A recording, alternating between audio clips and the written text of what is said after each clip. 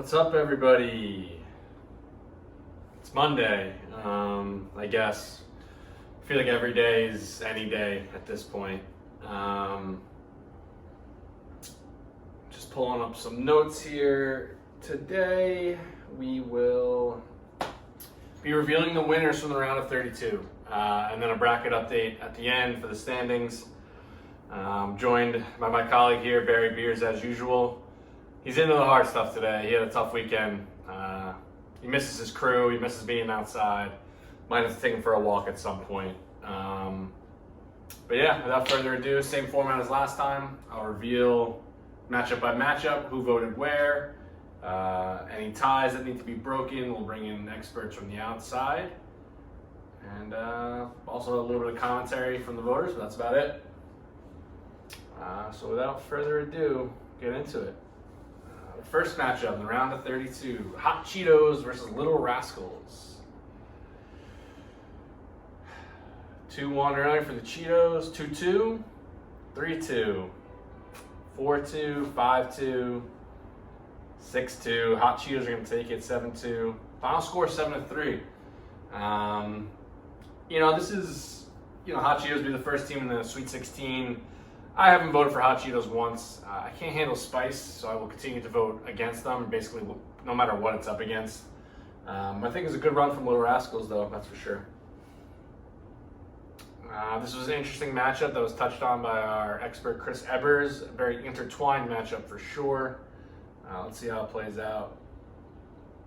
2-1, 3-1, 4-1, 4-2 procrastination, 5-2. 6-2, procrastination is going to take this one. 7-2, 7-3 procrastination. I think it makes sense. Procrastination is the blanket item here, the umbrella, if you will. I voted for Sporkle only because Sporkle doesn't really have any negatives. I feel like there are some negatives that sometimes come with procrastination. But procrastination moves on, taking on Hot Cheetos in the Sweet 16. Next matchup. We got the powerhouse Sundresses versus the sitcom How I Met Your Mother. I expect this one to be a little bit of a blowout. 3-0, 4-0, 5-0, 6-0.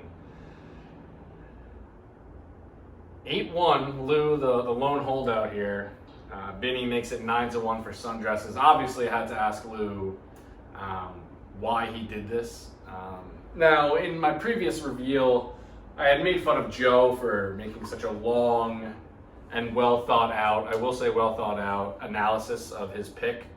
I'm going to read most of Lou's statement here. It is long, but I do apologize to Joe for cutting him off the last time. I just feel like this is such a dissenting vote that I should read what he has to say. Also, because it's a little bit of an attack on the 9 of us that are over on the other side there.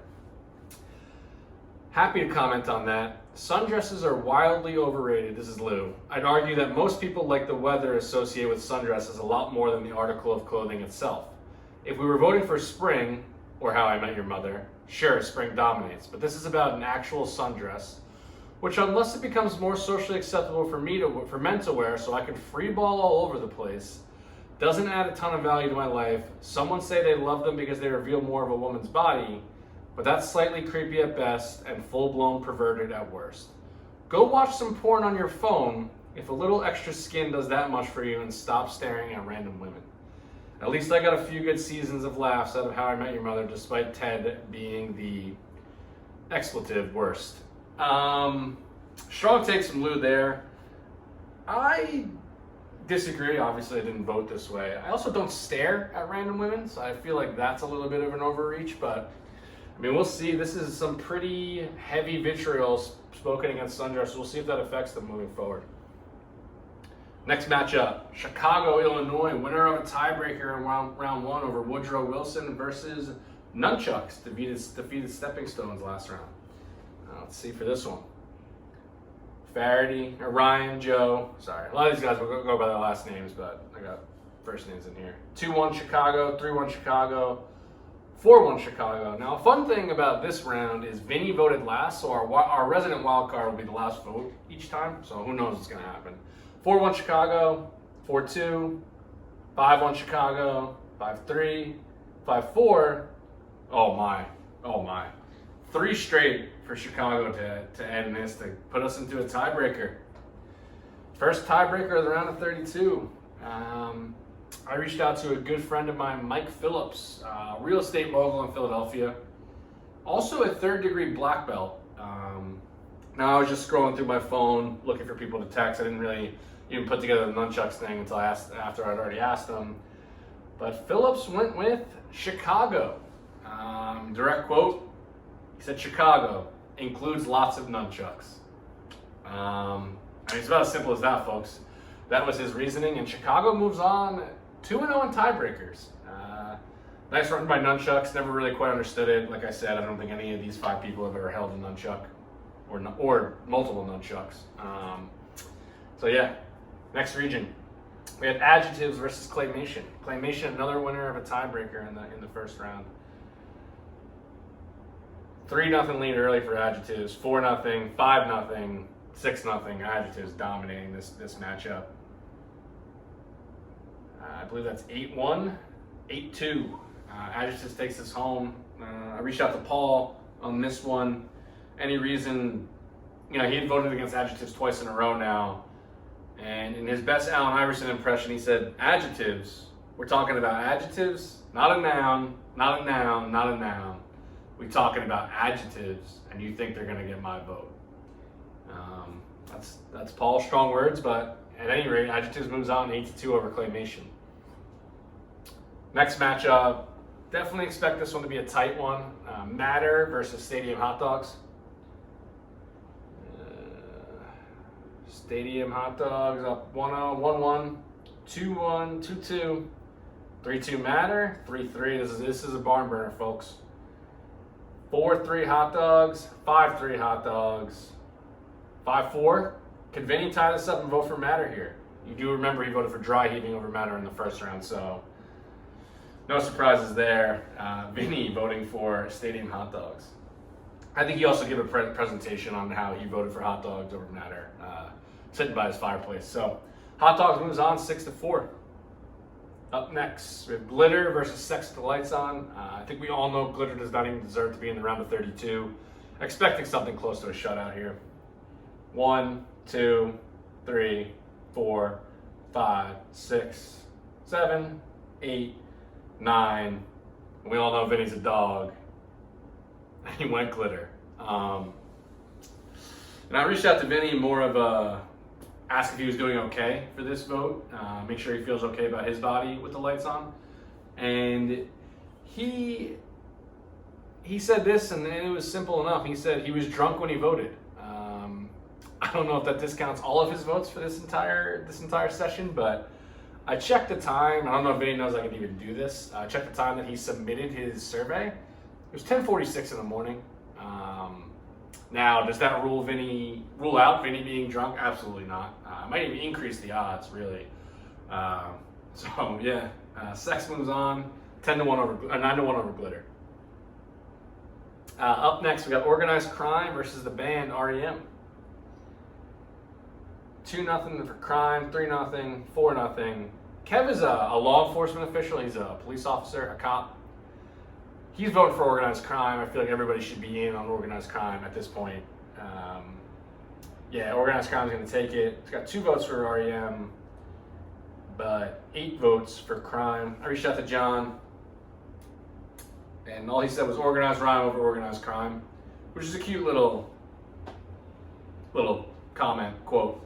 But like I said, if a cop is voting for Organized Crime, I guess Organized Crime probably keeps him employed in some ways, so maybe that's the angle he's going for there. But you figure cops and robbers, opposite sides of the fence. But Organized Crime moving on, 8-2.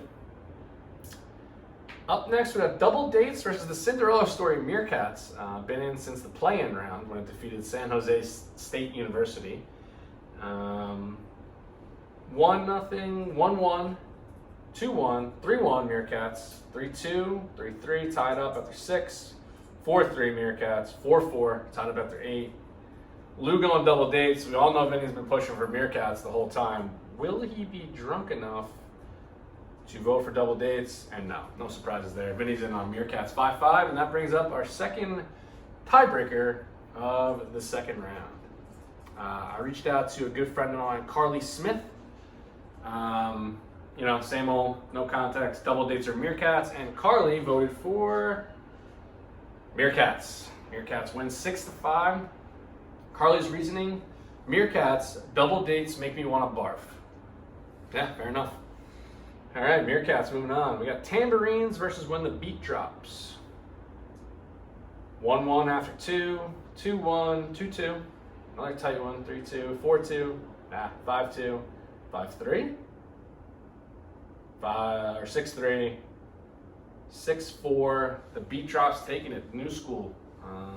The beat is moving on. I mean, if I had a drink in front of me, which I usually do, I'd probably be pouring a little bit out for this one. Just a brutal matchup. My dad weighed in. He wound up seeing the video. I guess my mom plays him on the TV at home, so he did over here. That his commentary was included. He appreciated it. He stood by his take. So without further ado, boneless wings versus IPAs. Ryan on IPAs. Myself is on IPAs. Joe on wings. Kev on IPAs. George on wings. Frank IPAs. Paul wings. John wings. I got 4-4 after 8.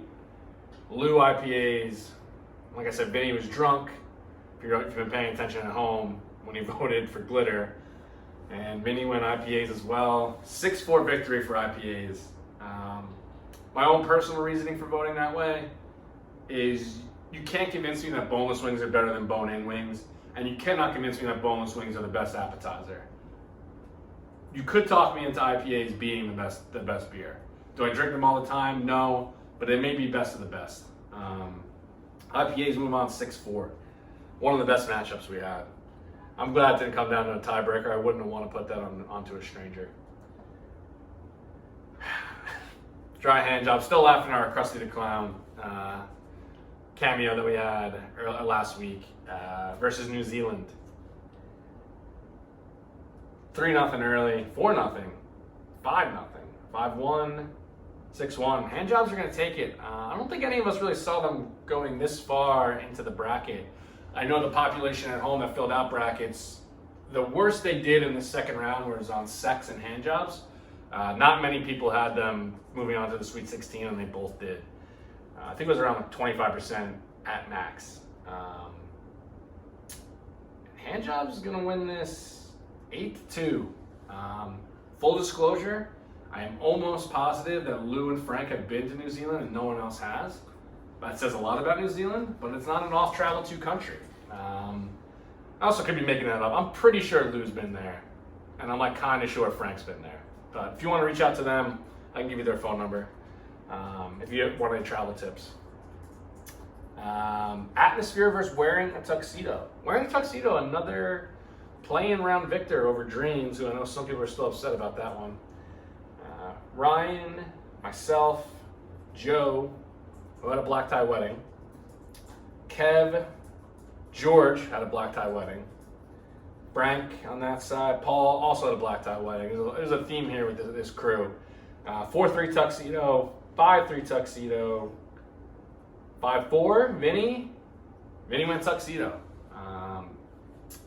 John, I didn't even reach out to him for this one, but he did say that wearing a tuxedo is just as comfortable as wearing sweatpants, which I don't know what you want to take from that. I reached out to Joe here, big tuxedo guy, and I felt like I owed it to him after chirping him last time for his analysis, so I'll read his full quote. He said, "Read this while In Your Atmosphere by John Mayer plays in the background," which I'm not going to do. We don't have the copyrights to that song. So he said, the age-old dilemma in design between form versus function. Everyone eyeing you up at a 007 opening night while dressed to the nines is certainly a boost to the ego. On the other hand, the atmosphere is one of the most utilitarian things out there, as tuxedos nor this quarantine bracket would exist without it. I love space, the environment, and functionality, and one atmosphere and a nail-biter. He does love space, so well, I'm sure he's not too upset about tuxedos moving on. The next matchup, good hair day, die in your sleep. I wouldn't be surprised if this was a close one. Ryan, Pat, Joe, Kev, wow, hair day, just 4-1 early. 5-1, 6-1. Good Hair Day is going to take it quite handily, actually. 8-2. What this does set up, though, in the next round is the all-time vanity matchup of wearing a tuxedo versus a Good Hair Day. That is going to be a tough sell. Is it the clothes that make the man, or is it the hair that makes the man? I guess we'll find out in the next round. Up next, we got Birth Control versus Sunny D. 3-0 early lead for Birth Control. 4-0, 5-0, 6-0, a rout. 7-0, 7-1, 7-2, 7-3. Late push for Sunny D, just not enough time to make up the ground. Birth Control moving on to the next round. And our final matchup for today, the last matchup in the second round, Taking the Last Slice of Pizza versus Loose Cannons.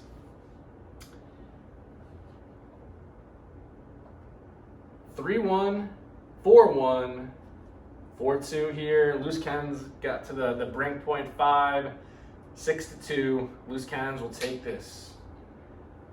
Final score 7-3.